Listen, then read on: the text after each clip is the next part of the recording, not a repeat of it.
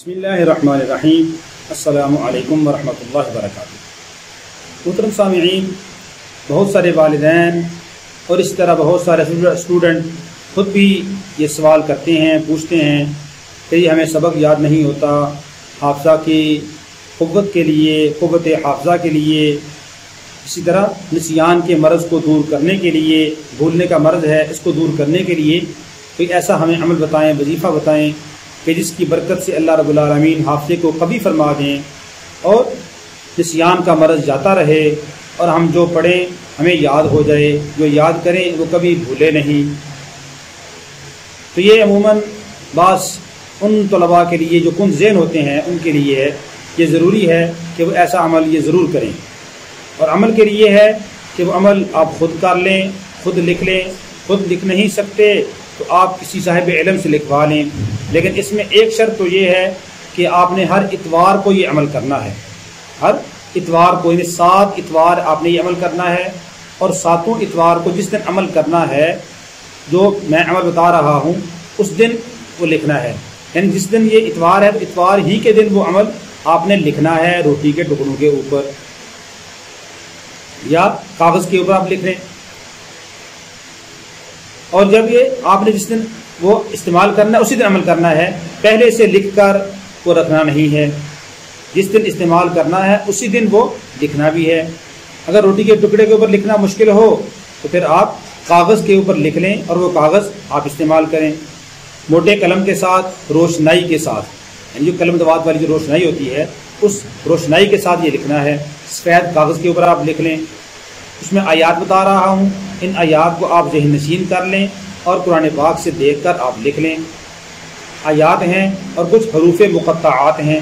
हरूफ मुक़त्तआत वो हरूफ होते हैं जो अक्सर सूरतों के शुरू में होते हैं कि जिनकी माना मुराद अल्लाह के अलावा कोई नहीं जानता, उन्हें हरूफ मुक़त्तआत कहते हैं। जैसे अलिफ लाम मीम, हामीम, हामीम, ऐन सीन क़ाफ, काफ, हा या ऐन साद। ये हरूफ मुक़त्तआत हैं कि जिनका माना मुराद अल्लाह के अलावा कोई नहीं जानता। तो ये हरूफ मुक़त्तआत हैं और कुछ आयात के टुकड़े हैं, आयात के हिस्से हैं। जितना बताया जाए उतना ही लिखना है। अब अच्छी तरह ये ज़हन नशीन कर लें, कागज़ के ऊपर आप लिख लें या आप इनकी निशानदही कर लें कुरान पाक के ऊपर। हर इतवार को ध्यान के साथ, तवज्जो के साथ लिखें और वो इस्तेमाल करें वो आप। लेकिन एक शर्त है, जैसे मैंने पहले बताया कि जिस दिन आपने इस्तेमाल करना है इतवार के दिन, तो वो इतवार ही के दिन आपने वो लिखना भी है सुबह सवेरे। और दूसरी शर्त यह है कि नाश्ता से पहले निहार मुँह वो कागज़ के ऊपर लिख कर वो कागज़ आप क्या नाम है पानी में घोल लें और वो पानी पी लें, कागज़ के साथ ही खा लें। कोशिश करें कागज़ के ऊपर लिखना है तो कागज़ छोटा सा हो ताकि उसको निगलना आसान हो जाए। तो जब लिखना है उसी वक्त साथ ही इस्तेमाल भी कर लें। खुद अगर लिख नहीं सकते किसी और से आप लिखवा भी सकते हैं, लेकिन हर इतवार को करना है। इतवार के अलावा किसी और दिन ये अमल नहीं करना, वरना फ़ायदा नहीं होगा। इसी तरह अगर आपने एक ही दफ़ा लिखवा कर रख लिया और आप हर इतवार को खा रहे हैं, उसको इस्तेमाल कर रहे हैं, तो फिर भी फ़ायदा नहीं होगा।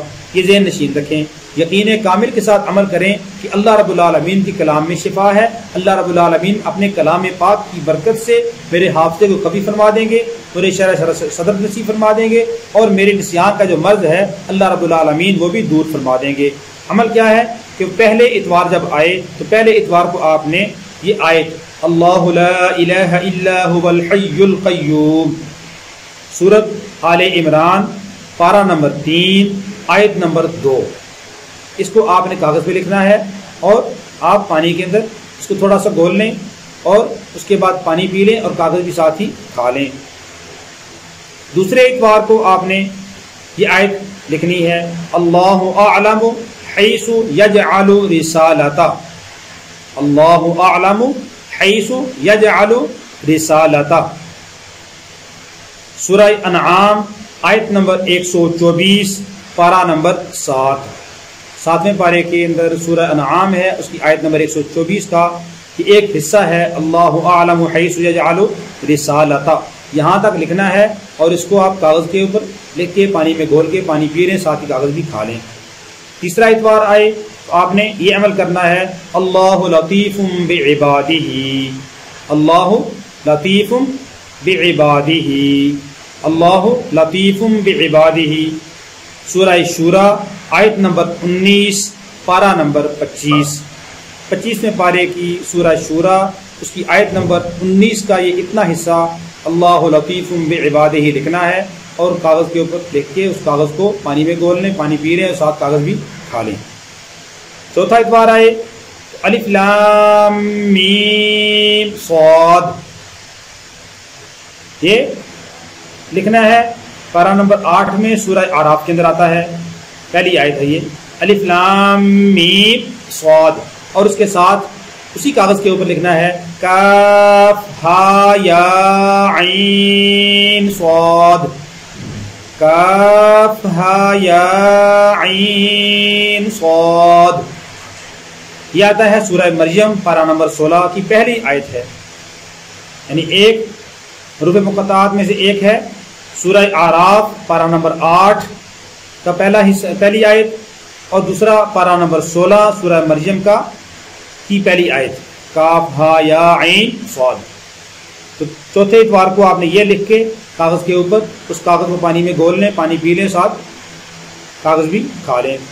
पांचवें इतवार को हामीम ऐन सीन क़ाफ, ये है पारा नंबर 25 में सूरह शूरा आयत नंबर 1 और 2, आयत नंबर 1 और 2 में आता है हामीम ऐन सीन क़ाफ, और उसके बाद हामीम आता है। और दूसरी आयत आती है सूरह हामीम, ये सूरह दुखान की आयत भी आती है, पहली आयत पारा नंबर 25 में ही आती है सूरह दुखान। तो ये भी दोनों आप लिख के एक कागज़ के ऊपर वो पानी में घोल लें और वो पानी पी लें, कागज़ भी साथ ही खा लें।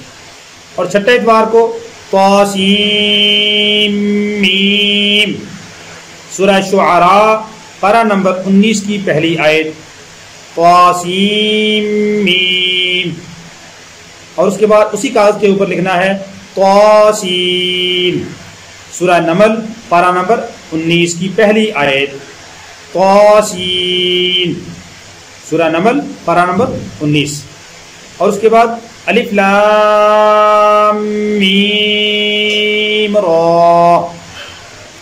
सूरह राद पारा नंबर 13 की पहली आयत अलिफ लाम मीम रा पारा नंबर 13 सूरह राद की पहली आयत। तो ये आपने तीनों एक कागज़ के ऊपर लिख के उस कागज़ को पानी में घोल लें, पानी पी लें, साथ कागज़ भी खा लें।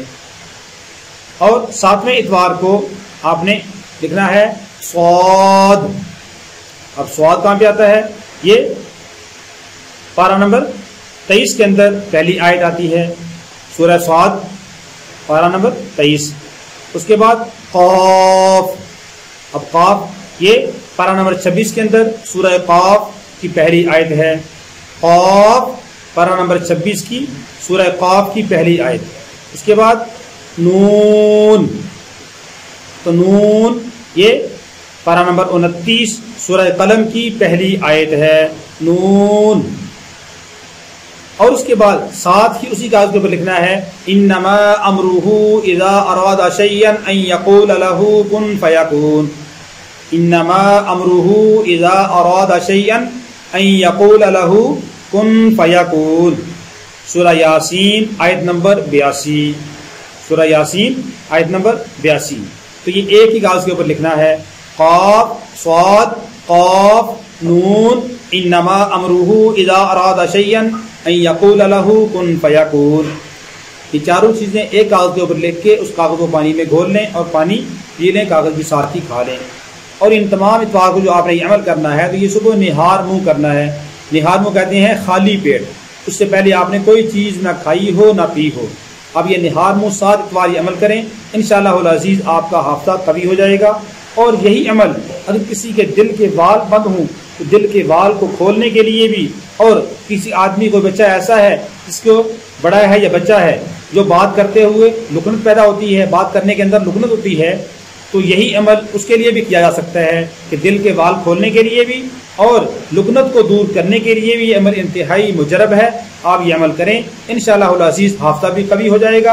अल्लाह रब्बुल आलमीन किसी के दिल के वाल बंद है वो भी खोल देंगे, और ज़बान के अंदर लुकनत पैदा हो जाती है वो है तो अल्लाह रब्बुल आलमीन उस लुकनत को भी इस अमल की बरकत से दूर फरमा देंगे। अल्लाह रब्बुल आलमीन हम सब को हर बीमारी से महफूज रखे। अल्लाह रब्बुल आलमीन हम सब का हामी व नासर हो। अस्सलामु अलैकुम व रहमतुल्लाहि व बरकातुहू।